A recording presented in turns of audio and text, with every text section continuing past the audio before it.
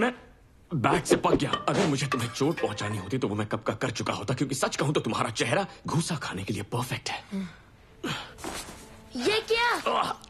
God, bullet are पार हो गई, जो कि अच्छी बात है। क्या? बुलेट? तुम्हें गोली लगी है? नहीं एक्चुअली, नहीं, किसी ने ये गोली मेरे पेट में रख दी। तुम इतने बड़े गधे हो। गधा मैं नहीं, गधे तुम हो, तुम्हें गोली लगी है। अब चुप हो जाओ।